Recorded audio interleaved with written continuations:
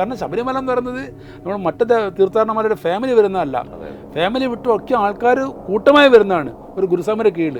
അപ്പോൾ ഇതൊക്കെ മനസ്സിൽ ഉൾക്കൊണ്ടുകൊണ്ട് ശബരിമലയുടെ ഈ കാര്യങ്ങൾ ഉൾക്കൊണ്ടുകൊണ്ട് അതിനനുസരിച്ചൊരു പദ്ധതി അവിടെ രൂപീകരിക്കണം. അപ്പോൾ ശബരിമല ഭരിക്കുന്നത് ശബരിമലയ്ക്കെതിരായ ആൾക്കാരാണ്, അല്ലെങ്കിൽ ശബരിമലയ്ക്കെതിരായ ആൾക്കാർക്ക് സപ്പോർട്ട് ചെയ്യുന്ന ആൾക്കാരാണ്, അവരുടെ ചൊൽപ്പിടുന്ന ആൾക്കാരാണ് ഉള്ളത്. ഈ ഒരു സംഭവം മാറിയിട്ടില്ലെങ്കിൽ ശബരിമലയെ രക്ഷിക്കാൻ വലിയ വിഷമാണ്. വിശ്വാസികളായിട്ടുള്ള ശബരിമലയോട് ആഭിമുഖ്യമുള്ള ശബരിമലയിലൊരു ഇങ്ങനത്തെ മാറ്റം വരാൻ ആഗ്രഹിക്കുന്ന ആൾ വന്നു കഴിഞ്ഞാൽ തീർച്ചയായും ഞാൻ പറഞ്ഞ പോലെ ഇതൊക്കെ മാറ്റാൻ പറ്റും. ഇതൊന്നും വേണ്ടാത്ത കാര്യം, അവിടെ ഒന്നും വേണ്ട.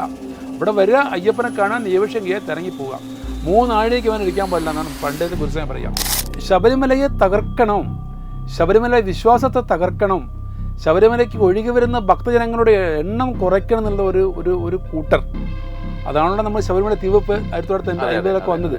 അപ്പോൾ ആ തീവെപ്പ്, അതിനുശേഷം വന്ന കേശവ കമ്മീഷൻ റിപ്പോർട്ട്, ആ കേശവ മേനോൻ കമ്മീഷനെ തന്നെ ആ റിപ്പോർട്ട് മര്യാദയ്ക്ക് പൂർത്തിയാക്കാൻ സമ്മതിച്ചിട്ടില്ല.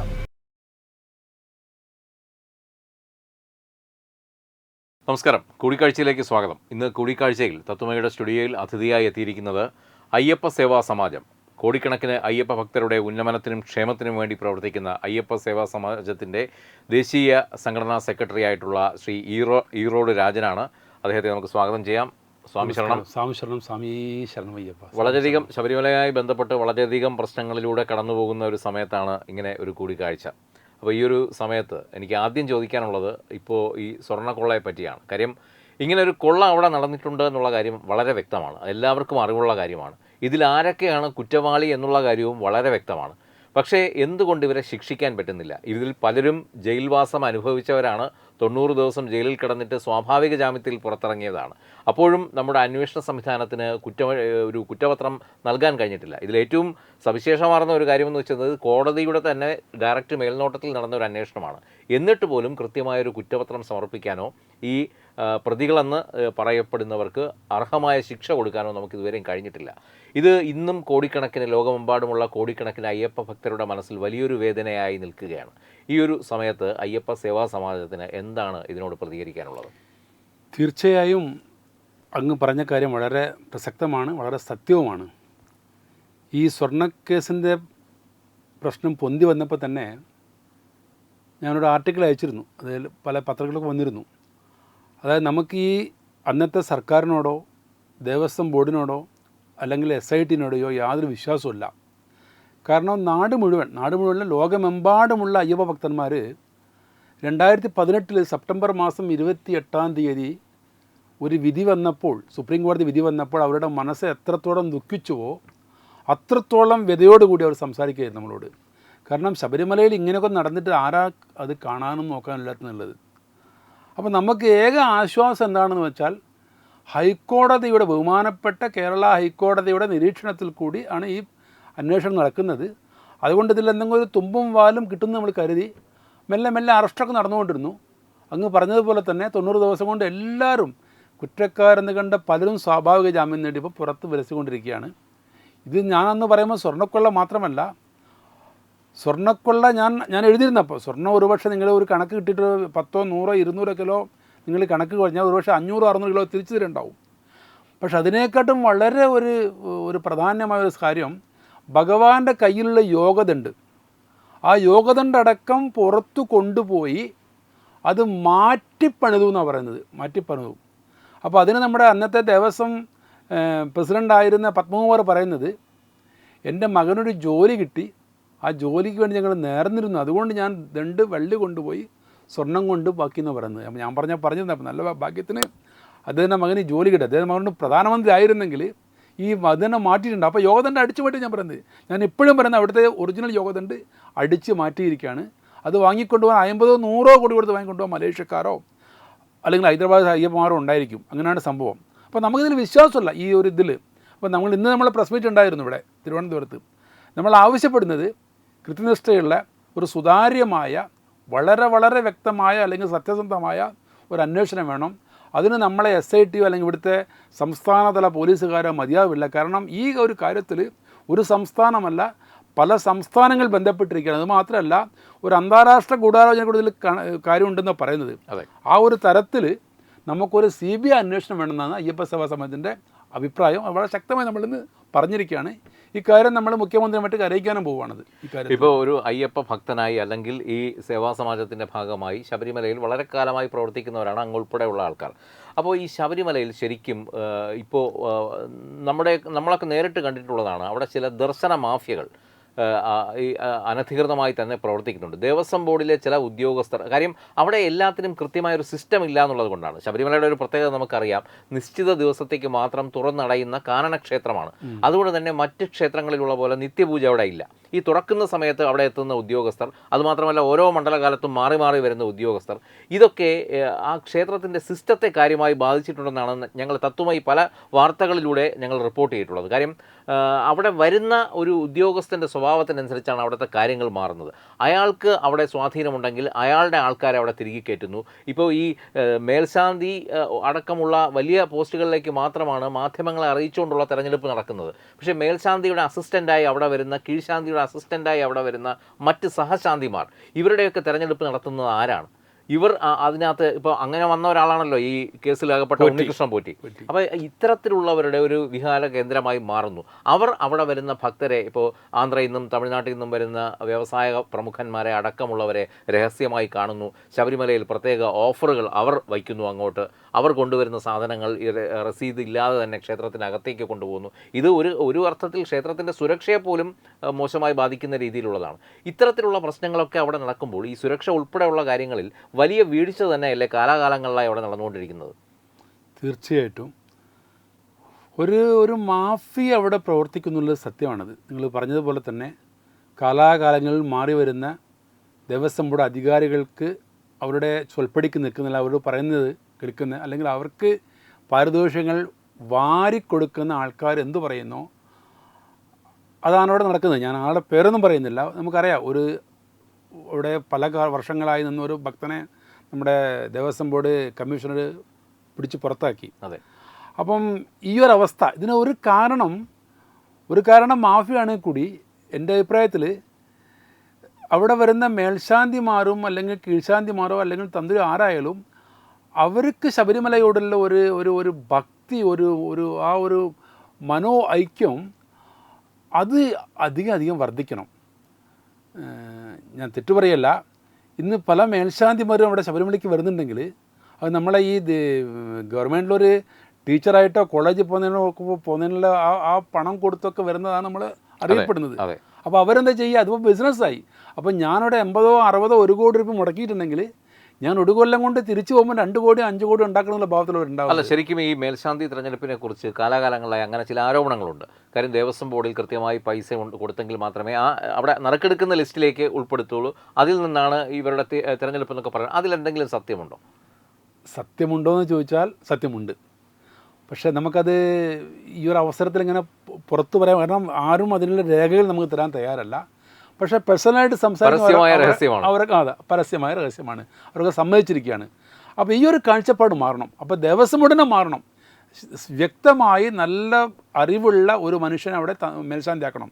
അത് വെറും അതിന് അംഗീകാരത്തിലാണ്, അവർ പൈസ വാങ്ങാറുത്. വെറും മേൽശാന്തിയാവല്ല, മേൽശാന്തി ഇൻ്റർവ്യൂവിന് വരണമെങ്കിൽ തന്നെ പൈസ കെട്ടി വയ്ക്കണം, എങ്കിൽ ഇൻ്റർവ്യൂവിന് വിളിക്കുന്നുള്ളൂ. അപ്പോൾ ഈ തരത്തിൽ മാറണം. രണ്ടാമത്, നമ്മുടെ അഭിപ്രായത്തിൽ ശബരിമലയിൽ ഇന്നുള്ള വ്യവസ്ഥ മാറണം. കാരണം ശബരിമലയിൽ ഇന്നിപ്പോൾ കുറച്ച് ദേവസ്വം ബോർഡിൻ്റെ ആൾക്കാർ മാത്രമാണ് ഭരിക്കുന്നത്. സത്യത്തിൽ ശബരിമലയ്ക്ക് വരുന്ന ഭക്തന്മാർ കേരളത്തിനേക്കാൾ അധികം വരുന്നത് തമിഴ്നാടാണ്. അതിനേക്കാൾ അധികം കർണാടകയാണ്, ആന്ധ്രയാണ്, തെലുങ്കാനയാണ്. അപ്പോൾ നമ്മൾ പറയുന്ന അഭിപ്രായം എന്ന് വെച്ചാൽ ഒരു സംയുക്ത സമിതി, അതായത് ശബരിമലയുടെ ഈ ഭരണങ്ങൾ നിർവഹണത്തിന് വേണ്ടിയിട്ട് ദേവസ്വം ബോർഡ് ഉണ്ടായിക്കോട്ടെ, ഒരു സംയുക്ത സമിതി, ഒരു ഉപഭരണ സമിതി, ഇതൊക്കെ കാര്യങ്ങൾ നോക്കാൻ വേണ്ടിയിട്ട് അവരെ നിയന്ത്രണം വിടണം. അതിൽ നമ്മുടെ ആന്ധ്ര, തെലുങ്കാന, കർണാടക, തമിഴ്നാട്ടിലുള്ള ആൾക്കാരുണ്ടാവണം. നമ്മളെപ്പോലെ അയ്യപ്പ സമാജം അല്ലെങ്കിൽ അയ്യപ്പ സംഘടനയോട് ചില ആൾക്കാരുണ്ടായിരിക്കണം. ദേവസ്വം ബോർഡ് ആൾക്കാരുണ്ടായിരിക്കണം. വിശ്വാസികളുടെ കൂട്ടായ്മ ഉണ്ടാവണം. കേന്ദ്ര സർക്കാരിൻ്റെ വേണമെങ്കിൽ ഒരാൾ വെക്കാം. അപ്പോൾ ഇവരിരുന്ന് തീരുമാനിക്കുമ്പം വളരെ കൃത്യമായി നമുക്ക് ഈ ശബരിമല എല്ലാ നിർവഹണങ്ങളും എല്ലാ കാര്യങ്ങളും വളരെ ഭംഗിയായി മുന്നോട്ട് കൊണ്ടുപോകാൻ പറ്റും. എൻ്റെ അറിവിൽ ഒരൊറ്റ വ്യക്തിയാണ് നമ്മുടെ ദേവസ്വം കമ്മീഷണർ. അദ്ദേഹത്തിൻ്റെ പല അശ്രാന്ത പരിശ്രമം കൊണ്ടാണ് പല കാര്യങ്ങളും പുറത്തു വന്നത്. അങ്ങനെ ഒരു 10, 20, 25 പേര് വ്യക്തികളുള്ള ഒരു കൂട്ടായ്മ ഉണ്ടെങ്കിൽ ശബരിമല നമുക്ക് നിഷ്പ്രയാസമുള്ള എല്ലാ അഴിമതികളും എല്ലാ മാഫിയകളെയും നമുക്ക് തുടച്ചു മാറ്റാൻ പറ്റും, യാതൊരു സംശയവുമില്ല. അതിന് നമ്മളെ കേരള സർക്കാരും ദേവസ്വം ബോർഡ് മുന്നോട്ടിറങ്ങി അത് സസമ്മതം, അത് വളരെ 2 കൈ നീട്ടി ഈ ഒരു കമ്മിറ്റിയാണ് അവർ സ്വീകരിക്കണം എൻ്റെ അഭിപ്രായം. ശരിക്കും ശബരിമല പോലെ വലിയ പാരമ്പര്യമുള്ള ഒരു ക്ഷേത്രം, കോടാനുകോടി ഭക്തരുടെ ആരാധനാ കേന്ദ്രമാണ്, കാനന ക്ഷേത്രമാണ്, ഒരുപാട് പ്രത്യേകതകളുള്ള ആചാരാനുഷ്ഠാനങ്ങളുള്ള ക്ഷേത്രമാണ്. പക്ഷേ ആ ക്ഷേത്രത്തെ നമ്മുടെ കേരളം വേണ്ട രീതിയിൽ പരിപാലിക്കപ്പെടുന്നുണ്ടോ എന്നൊരു സംശയം പലപ്പോഴും തോന്നിയിട്ടുണ്ട്. ഇത് ശരിക്കും കേരള മാറി മാറി വരുന്ന ഗവൺമെൻറ്റുകൾക്ക് വരുമാനം ഉണ്ടാക്കാൻ വേണ്ടി മാത്രം ഈ ഒക്ടോബറിലൊരു അവലോകന യോഗം കൂടുന്നു, നവംബർ 17-ാം തീയതി ആർക്കോ വേണ്ടി നട തുറക്കുന്നു, 2 മാസം വളരെ വേഗം കടന്നുപോയി, അവസാനം ഈ മകരവിളക്കൊക്കെ നമുക്കറിയാം, മകരവിളക്ക് ദിവസമൊക്കെ ഈ പറയുന്ന സുരക്ഷാ സംവിധാനങ്ങളൊക്കെ ഭഗവാന്റെ ഒരു ഇതുകൊണ്ട് മാത്രമാണ് അവിടെ മറ്റനുഷ്ഠ സംഭവങ്ങൾ ഉണ്ടാകുന്നത്. അല്ലാതെ പറയുന്ന രീതിയിലുള്ള സിസ്റ്റമാറ്റിക് ആയിട്ടുള്ള ഒരു സുരക്ഷാ സംവിധാനങ്ങളൊന്നും അവിടെ ഉണ്ടാകാറില്ല. അപ്പോൾ ഇത് ശരിക്കും പറഞ്ഞാൽ നമുക്ക് എക്സാമ്പിൾസ് ഉണ്ട്. നമ്മളിപ്പോൾ നോർത്തിലോട്ട് പോവുകയാണെങ്കിൽ കേദാർനാഥ്, ബദ്രീനാഥ്, വൈഷ്ണോ ദേവി ക്ഷേത്രം, ഇവിടെയൊക്കെ വളരെ സിസ്റ്റമാറ്റിക്, അവിടെയൊക്കെ പക്ഷേ കാലാവസ്ഥ വളരെയധികം പ്രതികൂലമാണ്, ലാൻഡ് സ്ലൈഡിങ് ഉൾപ്പെടെയുള്ള ഈ ഹിമപാതം, വലിയ മഞ്ഞുവീഴ്ചയൊക്കെ ഉള്ള സ്ഥലങ്ങളാണ്. എന്നിട്ട് പോലും ആ ക്ഷേത്രങ്ങളെ അവർ കൃത്യമായി പരിപാലിക്കുന്നുണ്ട്. അവിടെയും ഇതുപോലെ ലോകത്തിൻ്റെ നാനാഭാഗത്തു നിന്നും ഭക്തർ എത്തിച്ചേരുന്നുണ്ട്, സ്ത്രീകളടക്കമാണ് അവിടെ എത്തിച്ചേരുന്നത് ഈ പ്രതികൂല കാലാവസ്ഥയിൽ. ഇപ്പോൾ ശബരിമലയിൽ നമുക്ക് അങ്ങനെ ഒരു പ്രശ്നമുണ്ട് അല്ലേ, നമുക്ക് യുവതികൾ എത്തണ്ട, അവിടെ കുഞ്ഞുങ്ങളും വയസ്സായ അമ്മമാരും എത്തിയാൽ മതി. അപ്പോൾ അത്രയൊക്കെ ഉണ്ടായിട്ട് പോലും നമുക്കിവിടെ ഈ ക്ഷേത്രത്തെ സംരക്ഷിച്ചുകൊണ്ട് പോകാൻ കഴിയുന്നില്ല എന്നുള്ളത് പരമമായ ഒരു സത്യമാണ്. ഇപ്പോൾ നേരത്തെ അയ്യപ്പ സേവാ സംഘം ഉണ്ടായിരുന്നു സമാന്തരമായി, ഈ ദേവസ്വം ബോർഡിന് സമാന്തരമായി പ്രവർത്തിക്കാൻ. പക്ഷേ അതിൻ്റെ ചില അകത്തുള്ള ചില പ്രശ്നങ്ങൾ കൊണ്ട് അയ്യപ്പ സേവാ സംഘം കഴിഞ്ഞ 2 വർഷമായി അവിടെ പ്രവർത്തിക്കുന്നില്ല. അതുകൊണ്ട് തന്നെ ആ തക്കങ്ങളെല്ലാം ഈ തനിക്കാക്കി ഇവിടൊക്കെ വെക്കുക എന്ന് മലയാളത്തിൽ പറയും, ആ രീതിക്ക് ദേവസ്വം ബോർഡ് അവരുടേതായ രീതിക്ക് കൊണ്ടുവന്നിട്ട് ഭക്തർക്ക് വേണ്ടിയുള്ള ഉപകാരപ്രദമായ ഒരു കാര്യവും അവിടെ ചെയ്യുന്നില്ല എന്നുള്ളതാണ് നമ്മുടെ തത്വമയി ഉൾപ്പെടെയുള്ള മാധ്യമങ്ങൾ പലപ്പോഴായി റിപ്പോർട്ട് ചെയ്തിട്ടുള്ളത്. അങ്ങക്ക് എന്ത് തോന്നുന്നു ഈ ഒരു കാര്യത്തിൽ? ഇതിൽ ഞാൻ അങ്ങയോട് പൂർണ്ണമായി യോജിക്കുകയാണ്. തങ്ങളുടെ ആദ്യത്തെ ചോദ്യം എന്താണെന്ന് വെച്ചാൽ ഈ ശബരിമലയോടുള്ള ഒരു എന്താ പറയുക വിയോജിപ്പ്, അതായത് ശബരിമല ഒരു പണം കറക്കുന്ന മിഷൻ അല്ലെങ്കിൽ പണം പറിക്കുന്ന മിഷൻ എന്നുള്ള ഒരു തരത്തിലാണ് സർക്കാർ നോക്കിക്കാണുന്നത്. ഇത് ഈ സമീപമല്ല, നമ്മളൊരു 10, 60, 70, 80 കൊല്ലം പിറകോട്ട് പോയാൽ കൂടെ ശബരിമലയെ തകർക്കണം, ശബരിമല വിശ്വാസത്തെ തകർക്കണം, ശബരിമലയ്ക്ക് ഒഴുകി വരുന്ന ഭക്തജനങ്ങളുടെ എണ്ണം കുറയ്ക്കണം എന്നുള്ള ഒരു കൂട്ടർ, അതാണല്ലോ നമ്മൾ ശബരിമല തീവെപ്പ് 1950 വന്നത്. അപ്പോൾ ആ തീവെപ്പ്, അതിനുശേഷം വന്ന കേശവ കമ്മീഷൻ റിപ്പോർട്ട്, ആ കേശവ മേനോൻ കമ്മീഷനെ തന്നെ ആ റിപ്പോർട്ട് മര്യാദയ്ക്ക് പൂർത്തിയാക്കാൻ സമ്മതിച്ചിട്ടില്ല. അപ്പോൾ അന്ന് മുതൽ സർക്കാർ തന്നെ അതായത് നമ്മുടെ ആദ്യത്തെ ഗവൺമെൻറ്, അതായത് കേരള നിയമസഭയിൽ ആദ്യത്തെ സർക്കാർ വന്നത് അവരുടെ തെരഞ്ഞെടുപ്പ് വാഗ്ദാനം തന്നെ, ഞങ്ങൾ വന്നു കഴിഞ്ഞാൽ ശബരിമലയിലെ തീവച്ച കുറ്റവാളികളെ ശിക്ഷിക്കുന്നതാണ് പറഞ്ഞത് എന്ന് പറഞ്ഞ ഗവൺമെൻറ് തന്നെ ശ്രമിച്ചു. എൻ്റെ ദിവസം ഞാൻ മറന്നു, ഒരു ആഗസ്റ്റ് മാസം 12, 13 അദ്ദേഹം പേപ്പർ നിയമസഭയിൽ വെച്ചു. പക്ഷെ അത് ആരും കാണാൻ പറ്റിയില്ല. ദേശബന്ധു പത്രമാണ് പിന്നെ പുറത്തു വിട്ടത്. കാരണം ഇത് സമ്മതിച്ചില്ല. അപ്പോൾ സമ്മതിക്കാത്തൊരു ലോബി അപ്പോഴേ ഉണ്ട്. അപ്പോൾ അതാണ് നമ്മുടെ ശബരിമലയ്ക്ക് വന്ന ഒരു എന്താ പറയുക ഒരു രീതി. അപ്പോൾ ശബരിമല ഭരിക്കുന്നത് ശബരിമലയ്ക്കെതിരായ ആൾക്കാരാണ്, അല്ലെങ്കിൽ ശബരിമലയ്ക്കെതിരായ ആൾക്കാർക്ക് സപ്പോർട്ട് ചെയ്യുന്ന ആൾക്കാരാണ്, അവരുടെ ചൊൽപ്പടി നിൽക്കാരാണ് ഉള്ളത്. ഈ ഒരു സംഭവം മാറിയിട്ടില്ലെങ്കിൽ ശബരിമലയെ രക്ഷിക്കാൻ വലിയ വിഷമാണ്. കാരണം ശബരിമലയ്ക്ക് വരുന്ന ഭക്തന്മാർക്ക് അത് വെറും ഒരു ദർശന കേന്ദ്രമല്ല, അത് ശരിക്കും നമ്മളെ ജീവിതത്തിലൊരു മാറ്റം വരേണ്ട ഒരു കേന്ദ്രമാണത്. ആ വ്രതം അതൊക്കെ വരുന്നൊരു ആ മാറ്റം വരണം. പക്ഷെ അത്തരത്തിൽ ഇവിടെ വ്രതം വന്നു ഇവിടെ വന്നു കഴിഞ്ഞാൽ ഇനി അടുത്ത കൊല്ലം വരണ്ടാന്നല്ല തോന്നിച്ചാൽ വരുന്നത്, എന്നിട്ടും പാവം വരുന്നുണ്ട് വേറെ കാര്യം. അപ്പോൾ ഇത് മാറണമെങ്കിൽ ഭരണ സംവിധാനം മാറണം. ഞാൻ നേരത്തെ പറഞ്ഞതുപോലെ ശബരിമലയ്ക്ക് വേണ്ടി പ്രത്യേക വിശ്വാസികളുടെ ഒരു ഭരണ സംവിധാനം വേണം, അവർ തന്നെ ഈ കാര്യങ്ങൾ ചെയ്യണം. അയ്യപ്പ സേവാ സംഘം നമുക്കറിയാം. അയ്യപ്പ സേവാ സംഘം എന്ന് പറയുന്ന ആ സംഘടന ഇന്നത്തെ ദേവസ്വം ബോർഡിനേക്കാൾ പഴക്കമേറിയ സംഘടനയാണ്. ഒരു കാലത്തിൽ അയ്യപ്പ സേവാ സംഘം മാത്രമായിരുന്നു ശബരിമലയ്ക്ക് വേണ്ട എല്ലാ കാര്യങ്ങളും ചെയ്തുകൊണ്ടിരുന്നത്. അതുകൊണ്ട് അവർക്ക് പല ആനുകൂല്യങ്ങളും നമ്മൾ ദേവസ്വം ബോർഡ് കൊടുത്തിരുന്നു.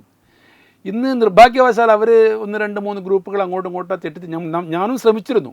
ഞാനും ചില അതിൻ്റെ നേതാക്കന്മാരെ കണ്ടിട്ട് നിങ്ങൾ വീണ്ടും ഒന്നിച്ചു കൂടണം പറയുന്നത്. അപ്പോൾ അങ്ങനത്തെ അയ്യപ്പ സേവാ സംഘം പോലുള്ള നിസ്വാർത്ഥമായി പ്രവർത്തിക്കുന്ന അയ്യപ്പ സേവാ സംഘം, ശബരിമല അയ്യപ്പ സേവാ സമാജം, അവിടെ നമുക്ക് ഇതിന് മുന്നേ കഞ്ഞിയും മറ്റും കൊടുത്തിരുന്ന ഭൂതനാഥ് ട്രസ്റ്റ്, ഇവരൊക്കെ അവിടെ പ്രവർത്തിച്ചുകൊണ്ട് ഈ കാര്യങ്ങളൊക്കെ നോക്കാനൊക്കെ ചെയ്യുകയാണെങ്കിൽ നമുക്കറിയാം. ഞാൻ വീണ്ടും പറയുകയാണ്, നമുക്കറിയാം ഈ ശബരിമല പ്രശ്നമല്ല, അവിടെയുള്ള എല്ലാ പ്രശ്നങ്ങളും നമുക്ക് പരിഹരിക്കാൻ തീർത്താൽ തീർന്ന പ്രശ്നങ്ങളാണ്. പക്ഷേ അതിനുള്ള മനോഭാവമുള്ള ആൾക്കാർ അവിടെ വേണം. അതാണ് കുറവ്. ഇപ്പോൾ ഈ സ്വർണ്ണക്കൊള്ളയുമായി ബന്ധപ്പെട്ട വിഷയങ്ങൾ വന്നപ്പോൾ ഈ സോഷ്യൽ മീഡിയയിലൊക്കെ ഉയർന്നു വന്ന പല ഭക്തരുടെ, പഴയകാല ഭക്തരുടെ ചില കമൻറ്റുകൾ ഞാൻ കണ്ടു. അത് വായിച്ചപ്പോൾ എനിക്ക് ശരിയാണെന്ന് തോന്നി. ഞാനിപ്പം മുതിർന്ന വരുന്ന ആളെന്നുള്ള നിലയിൽ അങ്ങോട്ട് ചോദിക്കുകയാണ്. ശബരിമല നമുക്കൊക്കെ തരുന്ന ഒരു മെസ്സേജുണ്ട്, സിംപ്ലിസിറ്റിയാണ് നമുക്ക് തരുന്നത്. അതായത് എത്രത്തോളം മനുഷ്യൻ സിമ്പിളാകാമോ അത്രയും സിമ്പിളായിട്ട് വേണം നമ്മൾ അങ്ങോട്ട് പോകാൻ. കാര്യം അങ്ങനെയാണ് ദൈവത്തിലേക്ക് എത്തിച്ചേരേണ്ടതെന്നുള്ളൊരു വലിയ സന്ദേശമാണ് പകർന്നു തരുന്നത്. നമ്മൾ ആ സിംപ്ലിസിറ്റി ഫോളോ ചെയ്ത് അവിടെ ചെല്ലുമ്പോൾ തത്വമസി ഞാൻ തന്നെയാണ് നീ എന്ന് ഭഗവാൻ നമ്മളോട് പറയുകയാണ്. ആ ഭഗവാന്റെ പേര് പോലും നമുക്ക് തരികയാണ്, അല്ലേ? മറ്റൊരു ഭഗവാനും അങ്ങനെ ചെയ്യുന്നില്ല. ഇപ്പം പരമശിവനെ കാണാൻ പോകുമ്പോൾ ശിവന്റെ പേര് തരുന്നില്ല, ഗണപതിയെ കാണാൻ പോകുമ്പോൾ ഗണപതിയുടെ പേര് തരുന്നില്ല, അയ്യപ്പന്റെ പേര് തന്നെ നമുക്ക് തരിക. അതെ, നമ്മൾ അങ്ങനെ ചെന്ന് ഭഗവാനെ കാണാനാണ് പറയുന്നത്. അപ്പോൾ അങ്ങനെയുള്ള ഒരു ക്ഷേത്രത്തിന് ആദ്യമായി ഞാൻ ചോദിക്കുകയാണ്, ഈ അലങ്കാര വിഭൂഷണങ്ങളൊക്കെ വേണമോ? അവിടെ സ്വർണം വേണമോ? ഈ കാണുന്ന കെട്ടിട സമുച്ചയങ്ങളൊക്കെ അവിടെ വേണമോ? അവിടെ എത്തുന്ന ഭക്തർക്ക് സുഗമമായ ദർശനം, അവർക്ക് അതിനു വേണ്ടി അവർക്ക് അടിസ്ഥാന സൗകര്യങ്ങൾക്കുള്ള, അതായത് ബാത്റൂം സൗകര്യം ഉൾപ്പെടെയുള്ള കാര്യങ്ങൾ, ഒരു ദിവസം അവിടെ വിരിവെച്ച് തിരിച്ചു പോരാനുള്ള ബേസിക് സംവിധാനങ്ങൾ മാത്രം പോരെ? അതിന് ഈ കോൺക്രീറ്റ് കാടുകൾ അവിടെ വേണം. നമുക്കറിയാം വെസ്റ്റേൺ ഗാട്സിൻ്റെ ഈ നമ്മൾ കാണുന്ന പശ്ചിമഘട്ട മലനിരകളുടെ നടുവിലായിരിക്കുന്ന ഒരു വലിയ പീഠമാണ്. ഇന്നിപ്പോൾ നമ്മൾ മറ്റ് മലകളിൽ നിന്ന് നോക്കിയാൽ ഇതൊരു കോൺക്രീറ്റ് കാടാണ്. ബാക്കിയുള്ളിടത്തും പച്ചപ്പും കാണാം, ശബരിമലയിൽ ഒട്ട് ഈ പച്ചപ്പ് ഇല്ലെന്ന് താനും. അപ്പോൾ ഈ ഭഗവാൻ ആഗ്രഹിക്കുന്നത് സ്വച്ഛമായൊരു തപസ്സാണ്. ആ കാനനത്തിൽ വിലയം പ്രാപിച്ചുകൊണ്ടുള്ള സ്വച്ഛമായൊരു തപസ് ആഗ്രഹിച്ചാണ് അദ്ദേഹം അവിടെ ചെന്ന് സമാധിസ്ഥനായത്. പക്ഷേ ഇന്ന് ആധുനിക ലോകം അദ്ദേഹത്തോട് കാണിക്കുന്നത് ഈ കോൺക്രീറ്റ് കാട് അവിടെ കൊണ്ടുവരുന്നു, ഈ നാട്ടിൻ പുറത്തുള്ള എല്ലാ സംവിധാനങ്ങളും അവിടെ കൊണ്ടുവരുന്നു, ഒപ്പമാണ് ഇത്തരത്തിലുള്ള സ്വർണം ഉൾപ്പെടെയുള്ള കാര്യങ്ങൾ അവിടെ വരുന്നത്. അതിനുവേണ്ടിയുള്ള സെക്യൂരിറ്റി അവിടെ ഇല്ലതാനും. അപ്പോൾ അങ്ങനെയുള്ള ഒരു സാഹചര്യത്തിൽ ഇത്തരത്തിലുള്ള ആഡംബരങ്ങൾ ശബരിമലയിൽ വേണമോ എന്നുള്ളതാണ് ഒരു ചോദ്യം. തീർച്ചയായും ആവശ്യമില്ല. എൻ്റെ അഭിപ്രായത്തിൽ ശ്രീകോവിൽ സ്വർണം പൂശുവാൻ വേണ്ടാത്തൊരു പരിപാടിയാണ് വേണ്ടായിരുന്നത് ശരിക്കും. കാരണം അയ്യപ്പൻ നിങ്ങൾ പറഞ്ഞ പോലെ ബ്രഹ്മചാരിയായിരുന്നു. അദ്ദേഹം നിത്യബ്രഹ്മചാരിയാണ്, സന്യാസിയാണ്. അദ്ദേഹം സന്യാസ കോലത്തിലുള്ള ഒരാളാണ്. അദ്ദേഹം തപസ്സനുഷ്ഠിക്കുകയാണ്. അങ്ങനെയുള്ള അയ്യപ്പനാണ് ധർമ്മശാസ്ത്രാവിൽ വിലയം പ്രാപിച്ച നമ്മളെ ഐതിഹ്യം എന്തായാലും. അപ്പോൾ അത്തരത്തിലുള്ള സ്ഥലങ്ങളിൽ ഇതൊരു ആഡംബരങ്ങൾ വേണ്ട. ഈവൻ സ്വർണ്ണ കൊടിമരത്തിൻ്റെ ആവശ്യം ശബരിമലയിലില്ല.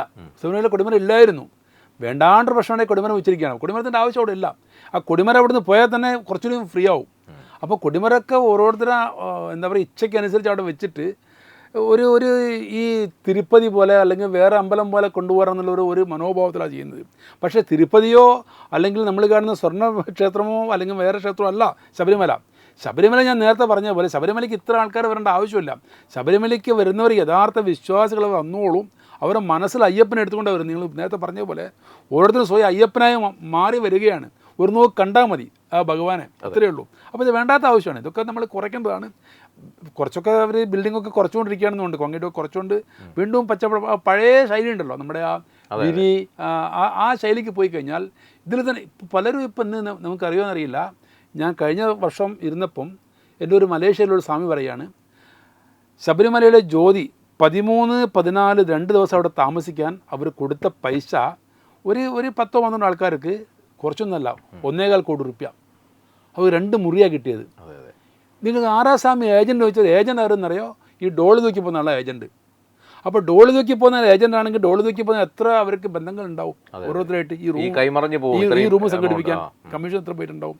ഇതാണ് അവിടെ സംഭവം. അപ്പം ഭക്തന്മാരെ ചൂഷണം ചെയ്യുക, പൈസ ഉണ്ടാക്കുന്നല്ലാതെ ഭക്തന്മാർ നമ്മുടെ പ്രയാർ ഗോപാലകൃഷ്ണൻ ഉണ്ടായിരുന്നു, നമ്മുടെ പ്രസിഡന്റ്. അദ്ദേഹം ഒരു ഭക്തനാണ്.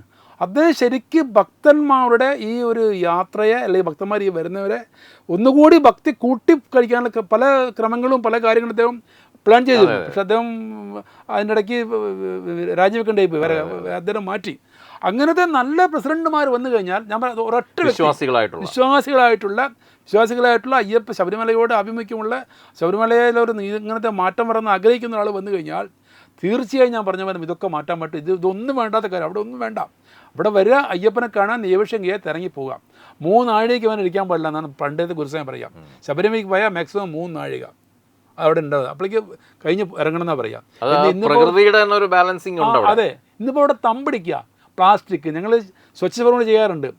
ആദ്യത്തെ വർഷം ഏതാണ്ട് 12 ടൺ പ്ലാസ്റ്റിക് ഞങ്ങൾ എടുത്തിട്ടുണ്ട് അവിടുന്ന്. നമുക്കറിയാം ആനയൊക്കെ പ്ലാസ്റ്റിക് ചത്തുപോയതൊക്കെ അറിയാം.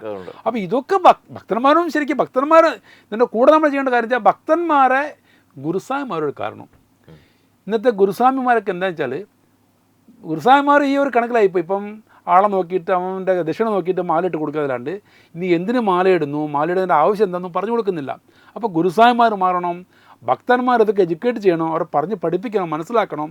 അപ്പം കുറച്ച് ആൾക്കാർ കുറഞ്ഞത് സാരമില്ല, പക്ഷെ വരുന്നവർ സത്യമായ ഭക്തന്മാരായിട്ട് വരണം. നിങ്ങൾക്കറിയാം പണ്ടൊക്കെ നമ്മുടെ ശബരിമലയിൽ മകരവിളക്ക് കഴിഞ്ഞാൽ ഒരു പ്രശ്നം വെക്കാറുണ്ട്. പക്ഷെ നമുക്ക് അതിൽ ജോലിക്കാരൻ പറയും ഇപ്രാവശ്യം അയ്യപ്പനായിട്ട് വന്നവർ 6 പേരാണ് അല്ലെങ്കിൽ 7 പേരാണെന്നൊക്കെ, വന്നത് ലക്ഷക്കണക്കിലുണ്ടാവും. അപ്പോൾ അതാണ് കണക്ക് അവിടുത്തെ.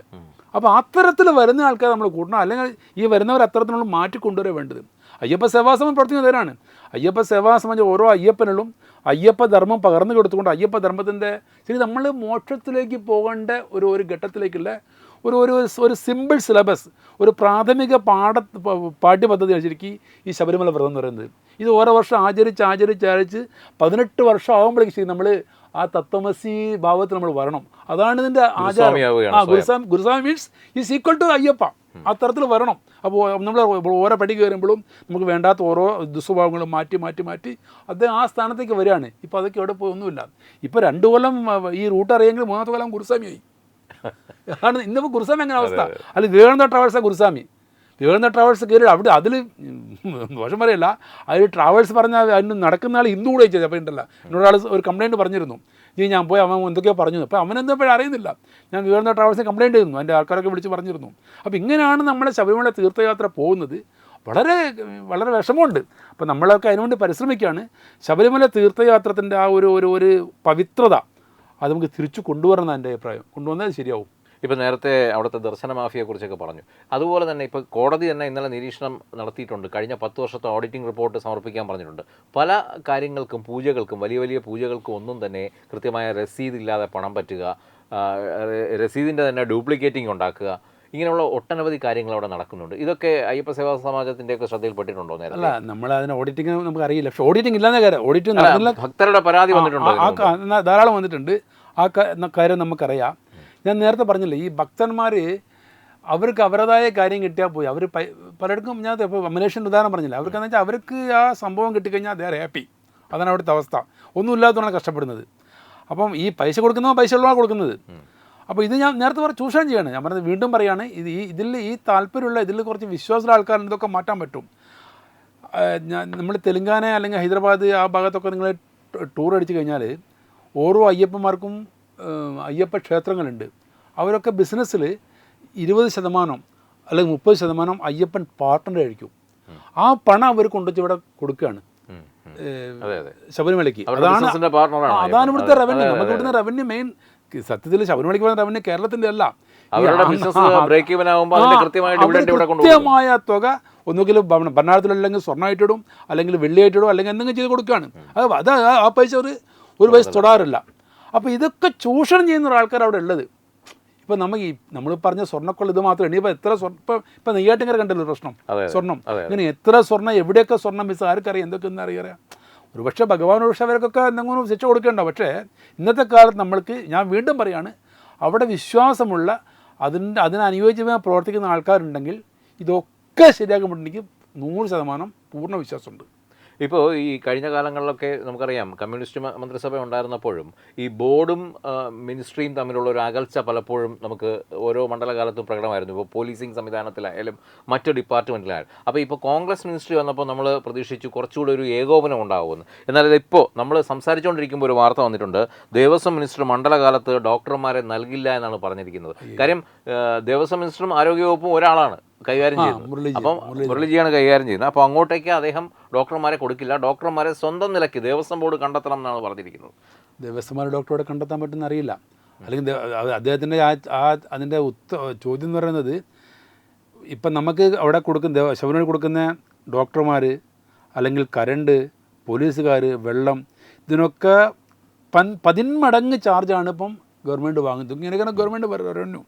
അപ്പോൾ എനിക്ക് ഇതിൻ്റെ സംശയം തോന്നുന്നത്, ഇങ്ങനൊരു പ്രസ്താവന കൊടുത്തിട്ട് വീണ്ടും ദേവസ്വം ബോർഡിലേക്ക് ഡോക്ടർമാരെ കൊടുക്കുകയാണെങ്കിൽ അതിനൊരു ഒരു വിലപേശൽ നടത്താനുണ്ടോ എന്ന് എനിക്കറിയില്ല. എന്താ അറിയില്ല, അന്വേഷിക്കണം. എനിക്കിപ്പോൾ നിങ്ങൾ പറഞ്ഞ് എനിക്കറിയില്ല.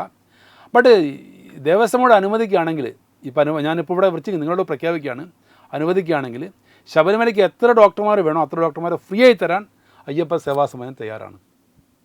ഓക്കെ, തയ്യാറാണ്. അതുപോലെ തന്നെയാണ് ഏറ്റവും വലിയൊരു പരാതി ഉയർന്നിരിക്കുന്നത് ഈ ക്യൂ കോംപ്ലക്സുകളെ സംബന്ധിച്ചാണ്. ഇപ്പോൾ വെർച്വൽ ക്യൂ അടിസ്ഥാനമാക്കിയാണ് ഓരോ മാസപൂജയ്ക്ക് പോലും ഭക്തരെ അങ്ങോട്ട് കടത്തിവിടുന്നത്. പക്ഷേ ഈ വെർച്വൽ ക്യൂ ഒക്കെ നടപ്പാക്കുമ്പോൾ അതിനു മുമ്പ് നടപ്പാക്കേണ്ട കുറേ അടിസ്ഥാന സൗകര്യ വികസനങ്ങൾ അവിടെ ഉണ്ട്. അതൊന്നും നടപ്പാക്കാതെ ഈ ക്യൂ കോംപ്ലക്സ് അവിടെ വരുന്നവരുടെ ഡേറ്റ കളക്ട് ചെയ്യുക എന്നുള്ളൊരു കാര്യം കൃത്യമായി നടക്കുന്നുണ്ട്.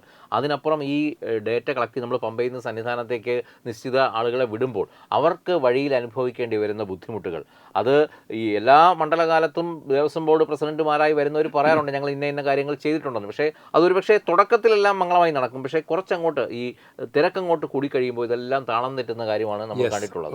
അപ്പോൾ ഇതിനെ സേവാ സമാജത്തെ പോലുള്ളവർക്ക് ഇതിൽ എന്താണ് ക്രിയാത്മകമായി ചെയ്യാൻ കഴിയുക? നമുക്ക് നമ്മുടെ സത്യാനന്ദ സരസ്വതി സ്വാമിയുടെ ഒരു പ്ലാൻ ചോദിച്ചിരുന്നു, ഹരിവരാസനം പദ്ധതി. വളരെ നല്ല, അത് വായിച്ചു നോക്കി അറിയാം, നമുക്ക് വളരെ നല്ല കാര്യങ്ങളുണ്ട്. ഞങ്ങൾ ഇന്ന് ഉച്ചയ്ക്ക് ശേഷം നമ്മുടെ DGPനെ കണ്ടിരുന്നു, സംസ്ഥാനത്തിൻ്റെ പോലീസ് മേധാവിനെ. അദ്ദേഹത്തോട് പറഞ്ഞു ഈ ക്രൗഡ് മാനേജ്മെൻറ്റ് എങ്ങനെ ചെയ്യാൻ പറ്റുമെന്നുള്ളത്. കാരണം നമ്മളവിടെ പോയാൽ കാണുന്ന കാഴ്ച ടി വിയിലൊക്കെ കാണുമ്പം 8 മണിക്കൂർ 9 മണിക്കൂർ വെള്ളമില്ലാതെ അല്ലെങ്കിൽ പ്രാഥമിക ദൗത്യം നിർവഹിക്കാൻ പറ്റാതെ ഈ കുഞ്ഞുങ്ങളെ വെച്ച് ഇരുമുടി എടുത്തിട്ട് ഉറക്കം ഒഴിഞ്ഞ് നിൽക്കുന്ന ഒരു വളരെ അവശരായ അശരണരായ ആൾക്കാർ നമ്മൾ കാണുന്നത്. ഇത് വല്ലാത്തൊരു കാഴ്ച. ഞാൻ ഈ നേരത്തെ പറഞ്ഞ വൈഷ്ണവ ദേവി ടെമ്പിൾ ആയാലും തിരുപ്പതിയൊക്കെ ആണെങ്കിലും ഭക്തർക്ക് അപ്പം അവർക്കിപ്പോൾ മൊബൈലിൽ വരെ അവർക്ക് കിട്ടും ദർശനം ഈ സമയത്താണ്, അല്ലെങ്കിൽ നിങ്ങൾ ഈ സമയത്ത് വരും. അങ്ങനെയുള്ള അപ്ഡേഷൻസ് അതാണ് ഞാൻ പറഞ്ഞു വരുന്നത്. അപ്പം ഞാൻ 2 കാര്യം നമ്മൾ പറഞ്ഞിട്ടുണ്ട്. ഒന്ന് പറഞ്ഞത് ഈ വെർച്വൽ ക്യൂ തന്നെ, ഇപ്പം വെർച്വൽ ക്യൂ അവർ വരുന്നത് 70,000 പേരാണ്. പക്ഷേ നമ്മളെ കണക്കിൽ 1.5 ലക്ഷം ആൾക്കാർ സുഗമമായിട്ട് 18-ാം പടി നമ്മുടെ കണക്കിൽ ഒരു മിനിറ്റിന് 120 പേർ 130 പേർ സുഖമായിട്ട് കയറാൻ പറ്റും. അതാണ് കണക്ക്.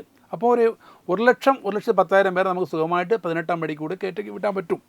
അപ്പോൾ നമ്മൾ അവർ പറഞ്ഞു വെച്ചാൽ ഈ വെർച്വൽ ക്യൂ സിസ്റ്റം തന്നെ നമ്മളെ റെയിൽവേ പോലെ ഒന്ന് നിങ്ങൾ കൺഫേം ആയിട്ട് കൊടുക്കുക, ഒന്ന് RSC വെക്കുക, ഒന്ന് വെയിറ്റ് ലിസ്റ്റ് വെക്കുക. അപ്പോൾ ഏതാണ്ട് 1 ലാക്ക് ഇതിൽ വരും. ഈ 1 ലാക്ക് വരുന്ന ആൾക്കാർ നമ്മൾ എന്ത് ചെയ്യാൻ പറ്റും വെച്ചാൽ, ഈ ക്രൗഡ് വരുന്നത് നമ്മൾ പറഞ്ഞ ഉദ്ദേശം വെച്ചാൽ പമ്പയിൽ പോയി ഇറങ്ങിയാൽ പിന്നെ അങ്ങോട്ട് യുദ്ധഭൂമിയാണ്. പമ്പയ്ക്ക് വരുന്നതിന് മുന്നേ തന്നെ ഇവരെ തടയണം. അപ്പം നമ്മളൊരു അഭിപ്രായം എന്താണെന്ന് വെച്ചാൽ കുറച്ച് പ്രശ്നങ്ങളുണ്ട്. കാരണം ശബരിമല നിൽക്കുന്ന സ്ഥലം ശബരിമലയുടെ ദേവസ്വം ബോർഡിൻ്റെ ഉണ്ട്, പ്ലസ് ചുറ്റും ഫോറസ്റ്റാണ്. അപ്പോൾ അങ്ങനെയാണ്. അപ്പോൾ ഒരു ഇഞ്ച് അങ്ങോട്ടും ഇങ്ങോട്ടും വരെ ഫോറസ്റ്റുകാർ ദേവസ്വം ബോർഡിന് കേസ് കൊടുക്കുന്നുണ്ട്. അപ്പോൾ ദേവസ്വം ബോർഡും ഫോറസ്റ്റ് എല്ലാം കൂടി യോജിച്ച് ചെയ്യേണ്ട പ്രവർത്തനമാണ്. അതുപോലെ ഇത് സംസ്ഥാന സർക്കാർ മാത്രം പോരാ, സംസ്ഥാന സർക്കാരും കേന്ദ്ര സർക്കാരും വേണം, ഒരുമിച്ച് ചെയ്യണം. ഈ ഒരു ധാരണ ഇവർക്കൊക്കെ വേണം. അപ്പോൾ നമ്മളെ അഭിപ്രായം എന്ന് വെച്ചാൽ നിലയ്ക്കൽ നമുക്ക് ഏതാണ്ട് ഒരു 1 ലക്ഷം ആൾക്കാർ താമസിക്കുന്ന മാതിരി അവിടുത്തെ സംവിധാനം വേണം. ഒരു 500 പേര് ഇരിക്കുന്ന ഒരു 200 അറകളിലൊക്കെ ഡോർമെറ്ററി കോംപ്ലക്സ്, ഓരോ അറയിലും ഒരു 3-4 ടോയ്ലറ്റ്, വേണ്ട കുടിവെള്ളം, വേണമെങ്കിൽ 1-2 ഡോർമെറ്ററിക്ക് നടുവിൽ ഒരു ചായക്കട, ബിസ്ക്കറ്റൊക്കെ വെച്ചുകൊണ്ടിരിക്കുക. അപ്പോൾ ഇവരിവിടെ ഇരിക്കും. അതേപോലെ നമുക്കിവിടെ എൻ്റെ മനസ്സിലുള്ള അഭിപ്രായം മരക്കൂടത്തു നിന്ന് അങ്ങോട്ട് ഇതേപോലെ നമ്മൾ കയറ്റി വിടണം. ഈ ക്യൂ അതിൽ TV ഒക്കെ ഉണ്ടാകും, നമ്മൾ തിരുപ്പതിമാരി അവർ മെല്ലെ ഇവിടുത്തെ തിരക്ക് കുറയുന്നതിനനുസരിച്ച് മാത്രമേ അവിടെ നിന്ന് ഇങ്ങോട്ട് ആൾ വിടാൻ പാടുള്ളൂ. അപ്പോൾ ഈ ഒരു സംഘർഷം ഒരു ഇതുണ്ടാവില്ല.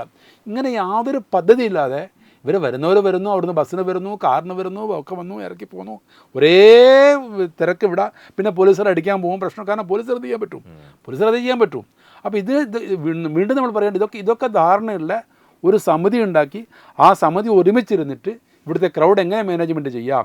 വെറും വെർച്വൽ ക്യൂ മാത്രം ക്രൗഡ് മാനേജ് ചെയ്യാൻ പറ്റില്ല. കാരണം വെർച്വൽ ക്യൂ ഇല്ലാതെ ഒരു പ്രശ്നം എന്താ വെച്ചാൽ, ഇപ്പോൾ ശബരിമല ഞാനൊരു ഗുരുസ്വാമിയാണ്. അപ്പോൾ ഞാൻ മാലയിട്ട് എൻ്റെ കൂടെ 10 അയ്യപ്പന്മാർ മാലയിടുന്നുണ്ട്, കൂട്ടിക്കോളൂ. അപ്പോൾ ഞാൻ 10 + 1 11 പേര്, ഞങ്ങൾ 11 പേർക്ക് ഒരു ദിവസത്തേക്ക് ഞങ്ങൾ വെർച്വൽ ക്യൂ ബുക്ക് ചെയ്യും. അപ്പോഴാണെങ്കിൽ ഒരു ടീം വരും, ഞാനും നിങ്ങളെ കൂടെ ഗുരുസ്വാമി എന്നെ കൂട്ടിക്കൊണ്ടുപോകണം, ഞാനും വരുന്നുണ്ട്. അയ്യോ സ്വാമി അങ്ങനെ പറയരുത്. അപ്പോൾ ഞാൻ ഗുരുസ്വാമിക്ക് ഇയാളോട് മാലയിടണമെന്ന് പറയാൻ പറ്റില്ല, ഞങ്ങൾ കൂട്ടിക്കൊണ്ടുപോകണം. അതാണ് നമ്മളെ ആചാരം. അപ്പോൾ ഞാൻ 11, എൻ്റെ കൂടെ ഇപ്പോൾ 20 പേരെ ഉണ്ടാവും. അങ്ങനെ ഓരോ ഗുരുസ്വാമി വന്ന് എന്ത് ചെയ്യാൻ പറ്റും? കാരണം ശബരിമല എന്ന് പറയുന്നത് നമ്മൾ മറ്റ് തീർത്ഥാടനമാരുടെ ഫാമിലി വരുന്നതല്ല, ഫാമിലി വിട്ടും ഒക്കെ ആൾക്കാർ കൂട്ടമായി വരുന്നതാണ് ഒരു ഗുരുസ്വാമിയുടെ കീഴിൽ. അപ്പോൾ ഇതൊക്കെ മനസ്സിൽ ഉൾക്കൊണ്ടുകൊണ്ട് ശബരിമലയുടെ ഈ കാര്യങ്ങൾ ഉൾക്കൊണ്ടുകൊണ്ട് അതിനനുസരിച്ചൊരു പദ്ധതി അവിടെ രൂപീകരിക്കണം. അപ്പോൾ പ്രശ്നം തീരും. ഈ റോപ്പ് വേ അടക്കമുള്ള വലിയ വികസന പദ്ധതികളെക്കുറിച്ച് ദേവസ്വം ബോർഡ് കുറേ കാലമായി ചർച്ച ചെയ്യുന്നുണ്ട്. അതിനോട് എന്താണ് എൻ്റെ പദ്ധതി? റോപ്പ് വേയുടെ ആവശ്യമില്ല ശരിക്കും. റോപ്പ് വേ ആൾക്കാർക്ക് വേണ്ടി, ഇപ്പം അത് അവർ പറഞ്ഞ് റോപ്പ് വേ ആൾക്കാർക്കല്ല, ഈ സാധനങ്ങൾ കൊണ്ടുപോകാനുണ്ട്. ഈ കഴുത പോകുന്ന പാതയിൽ കൂടി ഈ കഴുതയുടെ ആ ഒരു ട്രാക്ടറാണ് കുറച്ച് കൊണ്ടുള്ള അതാണ് പറഞ്ഞുകൊണ്ടിരുന്നത്. റോപ്പ് വേ എന്നുള്ള ഒരു സംവിധാനം വന്നു കഴിഞ്ഞാൽ പിന്നെ അത് മെല്ലെ മെല്ലെ അത് മറ്റേ നമ്മളെ സാനിറ്റിയെ ബാധിക്കുന്നു. വല്ലാണ്ട് ബാധിക്കുന്നുണ്ട്. ഇപ്പോൾ റോപ്പ് വേണ്ട ഇപ്പോഴുള്ള ഈ ഒരു സംവിധാനം നിലനിർത്തി കൊണ്ടുപോയാൽ മതി. അത്യാവശ്യം ഒരു ട്രാക്ടറിന് വേണ്ടി നമുക്കൊരു നിശ്ചിത സമയം വെക്കാം, ഒരു 2 മണിക്കൂർ 3 മണിക്കൂർ, ബാക്കി സമയം വേണ്ടെന്ന് പറഞ്ഞാൽ സുഖമായിട്ട് ചെയ്യാൻ പറ്റും, പ്രശ്നമൊന്നുമില്ല. അവസാനമായി ഒരു ചോദ്യം കൂടെ.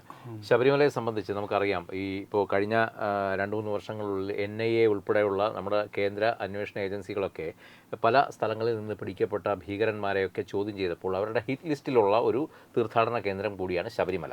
മാത്രമല്ല ഇത്തരത്തിലുള്ള വലിയ വലിയ കൊള്ളകൾ അവിടെ നടക്കുന്നുണ്ട്. അപ്പോൾ ക്ഷേത്രത്തിൻ്റെ സെക്യൂരിറ്റി നമുക്കറിയാം, ഈ നട അടച്ചു കഴിഞ്ഞാൽ അവിടെ അധികം പേരൊന്നും ഉണ്ടാകാറില്ല.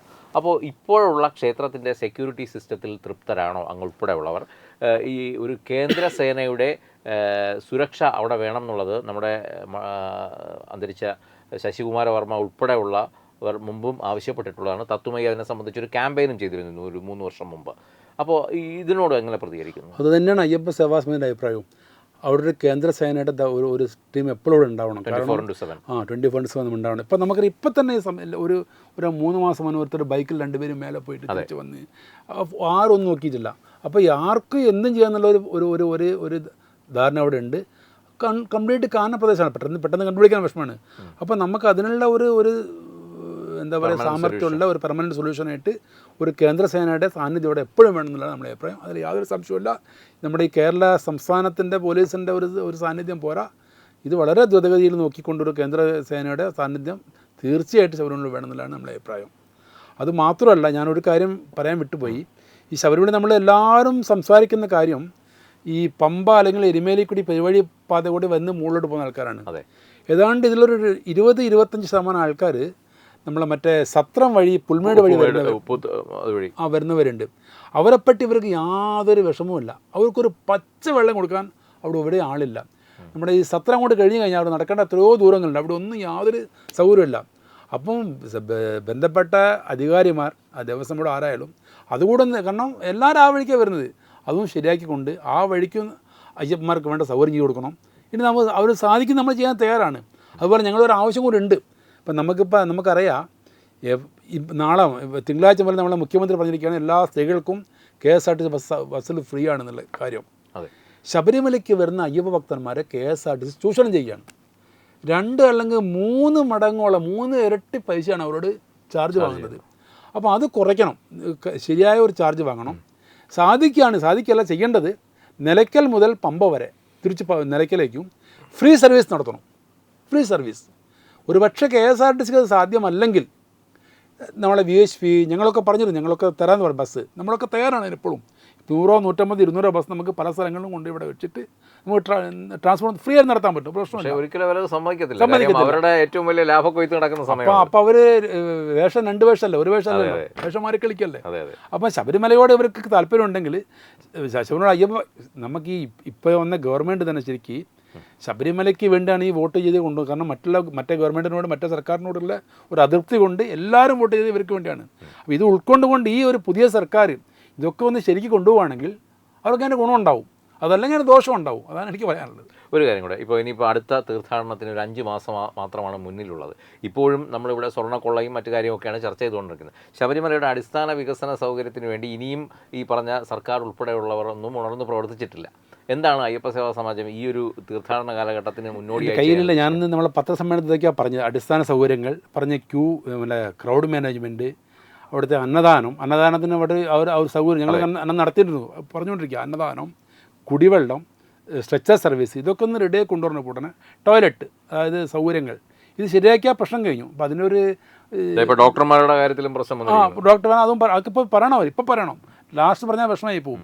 ഒരു ലിസ്റ്റ് നമുക്ക് തരികയാണെങ്കിൽ ഇത് പ്രശ്നം വെച്ചാൽ ഇപ്പം ദേവസ്വം ബോർഡോ അല്ലെങ്കിൽ ഗവൺമെൻറ് വിളിക്കുന്നൊരു മീറ്റിങ്ങിൽ നമ്മളാരെയും ഇപ്പോൾ വിളിക്കാറില്ല. ആദ്യം വിളിച്ചിരുന്നു, ഇപ്പം വിളിക്കാറില്ല. ഇപ്പോൾ അവരൊരു 10 ആൾ വിളിക്കുന്ന ഒരു പ്രഹസനം നടത്തി പോകല്ലാതെ.